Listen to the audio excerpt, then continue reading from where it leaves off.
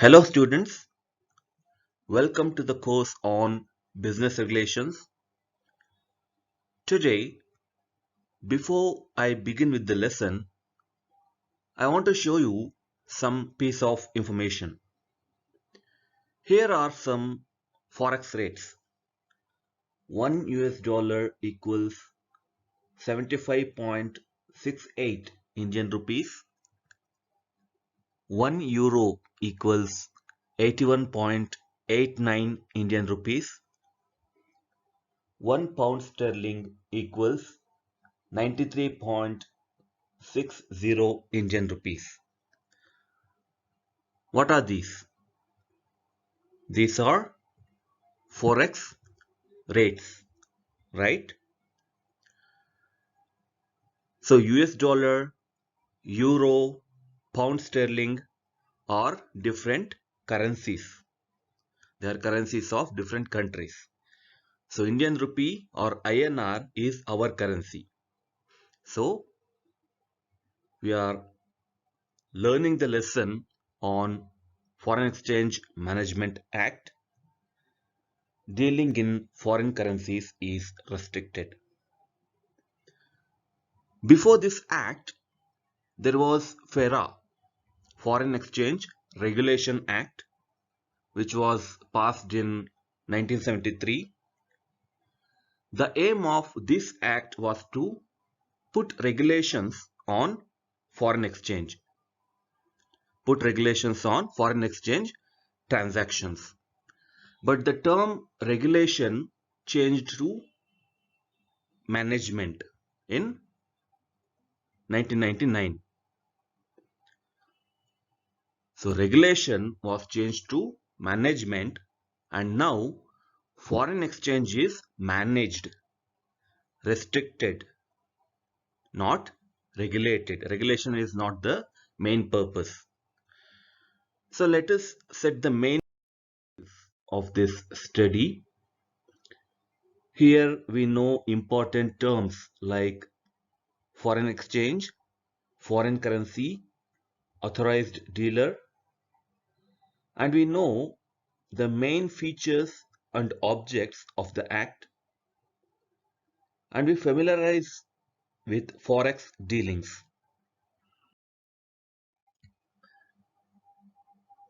Now we shall look at some of the important terms, their definitions and examples.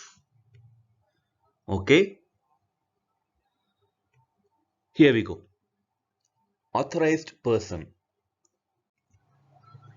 Authorized person or authorized dealer, money changer, offshore banking unit, or any other person for the time being authorized by RBI to deal in foreign exchange and foreign securities. So he is called authorized person or authorized dealer. Only persons authorized by RBI are supposed to deal in foreign exchange or foreign securities. Okay. Currency. As you know, currency is a medium of exchange of a country. Medium of exchange of a country. Indian currency is Indian rupee or INR. So rupee has got a symbol in 2010. So Indian currency is INR, Indian rupee. So Indian currency is expressed or drawn in Indian rupees, but does not include special banknotes and special 1 rupee notes issued under section 28A of the RBI Act 1934. It means that with some exceptions, all the coins, banknotes circulated in the country is called Indian currency. So all the currency notes, coins circulated in the country is called currency. Foreign currency. This term foreign currency is a relative term. Currency of a foreign country is called foreign currency. So for Indians, euros, dollars, yuan, pounds, these are foreign currencies, right? So medium of exchange adopted by other countries is called foreign currency. Then foreign exchange. Foreign exchange means foreign currency and includes three items. It includes three items. The first one, deposits, credits, and balances payable in any foreign currency. Second one, drafts, travelers' checks, letters of credit, or bills of exchange expressed or drawn in Indian currency but payable in any foreign currency. And the third one, drafts, travelers' checks, letters of credit, or bills of exchange drawn by banks, institutions, or persons outside India but payable in Indian currency. So foreign exchange includes foreign currency and all these three items. So next, foreign security. Foreign security means any security in the form of shares, stocks, bonds, debentures, or any other instrument denominated or expressed in foreign currency and includes securities expressed in foreign currency but where redemption or any form of return such as interest or dividends is payable in Indian currency. Okay, so I clarify the second one. Includes securities expressed in foreign currency. Okay, so securities are denominated or expressed in foreign currency, but even if the redemption amount or interest, dividend, etc. are payable in Indian currency, then also it is called foreign security only, not Indian security. It is foreign security. Okay. Then authorized dealer.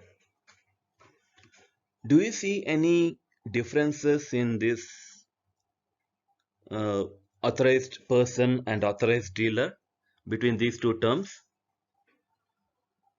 Yes, they are one and the same.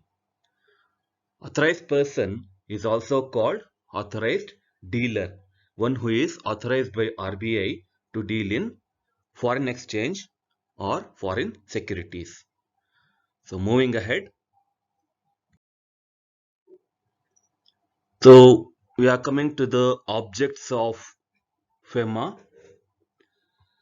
So this act has been passed in order to consolidate and amend the law relating to foreign exchange. So as I said earlier, there was FERA, Foreign Exchange Regulation Act. There are so many differences between FERA and FEMA. Earlier, there were too many restrictions, too many regulations on foreign exchange transactions, but now the term has been changed to management, not regulation. So the main purpose here is to earn foreign exchange, manage foreign exchange. Okay, so consolidate and amend the law relating to foreign exchange. Facilitating external trade and payments. Our exporters and importers face a lot of problems related to payments. So to simplify that and to facilitate such simple payments and external trade, this act has been passed. Then for promoting the orderly development and maintenance of foreign exchange market in India. So for any country, this is a basic requirement for international trade. Orderly development of forex market and maintenance of forex market. So this act has been passed in order to promote such development. So here we come to the main features of the act. So these are the points or information you are supposed to know about FEMA. FEMA enabled a new foreign exchange management regime consistent with the emerging framework of the WTO. This means that WTO had given a framework using which every member country has to enact rules to develop and maintain its forex market. So our foreign exchange rules were supposed to be inconsistent with such WTO rules. So for that purpose, to be consistent with the WTO framework, we enacted this act. It also paved the way for the introduction of PMLA. This is a special act, Prevention of Money Laundering Act 2002, which came into effect from 1st July 2005. PMLA or Prevention of Money Laundering Act was enacted to prevent such activities which facilitate conversion of black money into white money and evasion of taxes. So that is called money laundering. So to prevent such money laundering activities, this act has been passed. It came into effect from 1st July 2005. It is FEMA that gives the central government the power to impose restrictions on payments. So if you want to make payments to a person outside India or receive payments from person outside India, you have to follow some rules.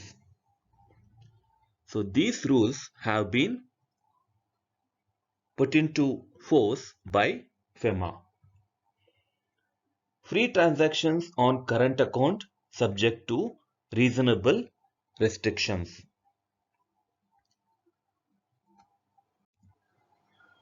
In foreign exchange, there are two types of transactions, current account transactions and capital account transactions. So these transactions are meant for different purposes. Suppose deposit or withdrawal of currency is allowed for special purposes in capital account, and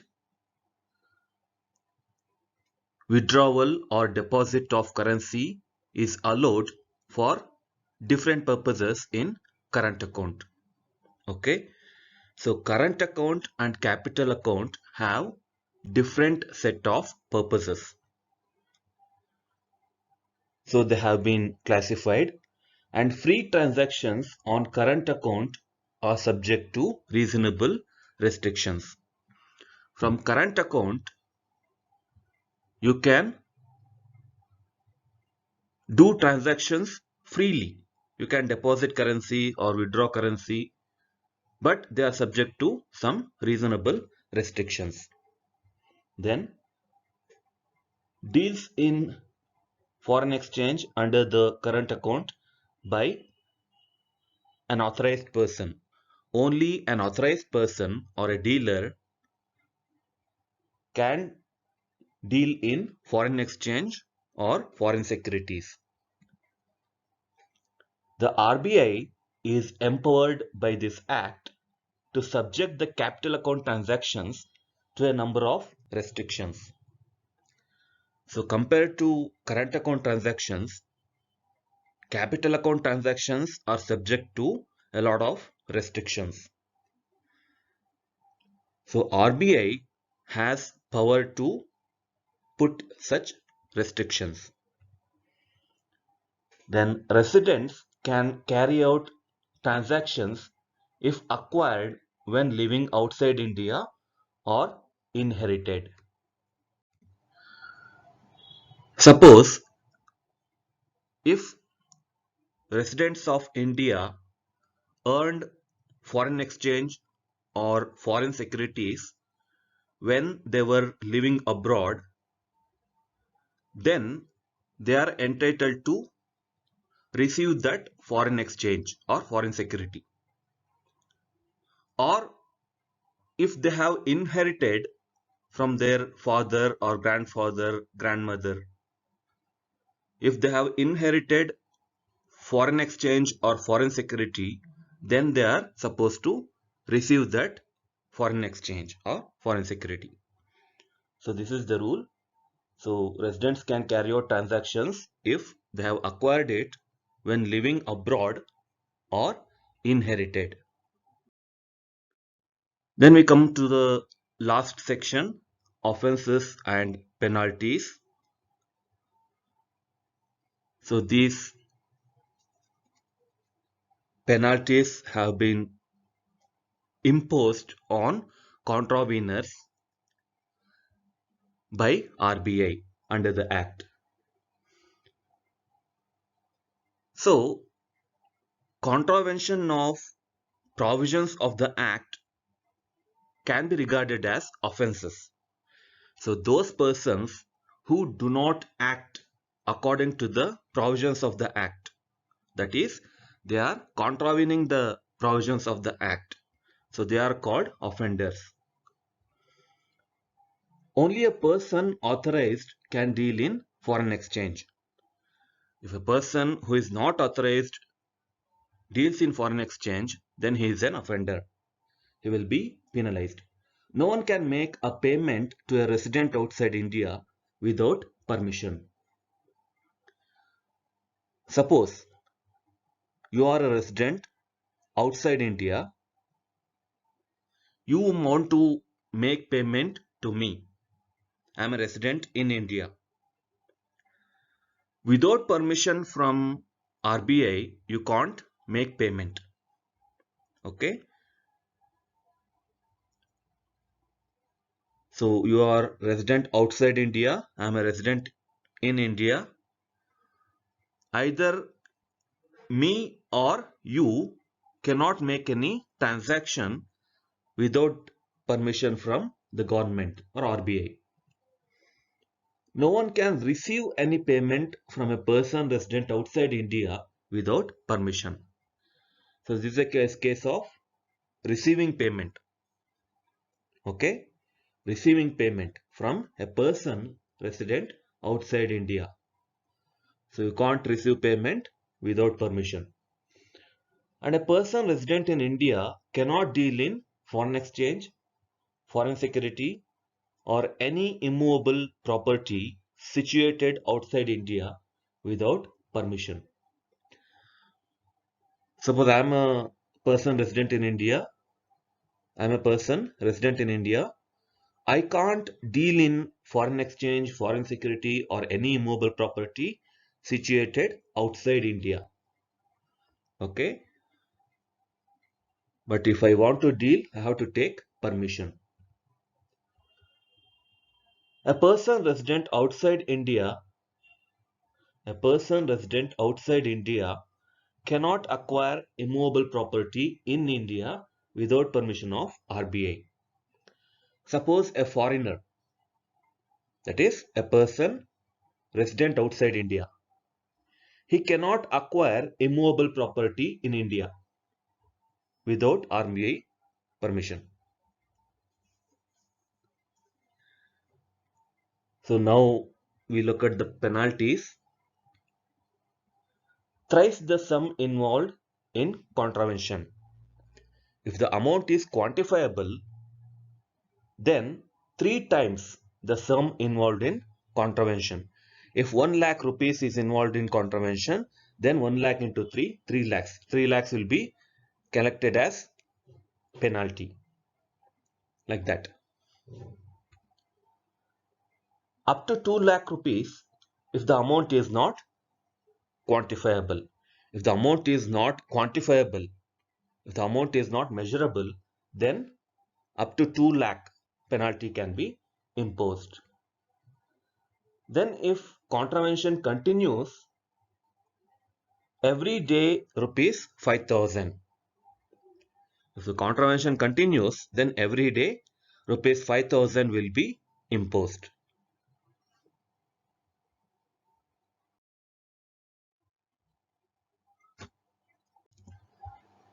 Here is a graph which is depicting foreign exchange reserves of India between March 1st, 2019 up to February 1, 2020. So here in this table,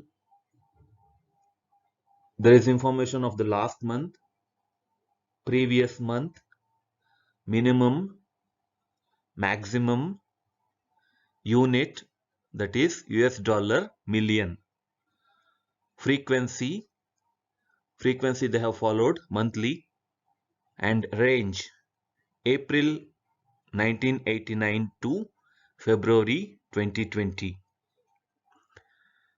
So this is data updated on 30 March 2020.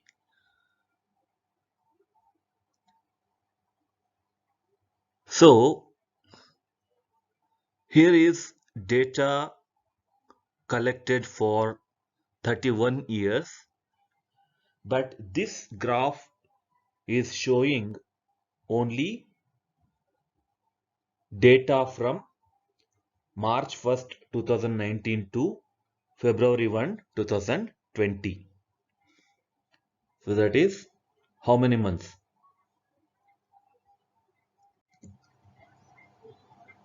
How many months? 11 months, right? 11 months. Okay. So this information has been obtained from RBI website. You can get a lot of information on foreign exchange in that website. Okay.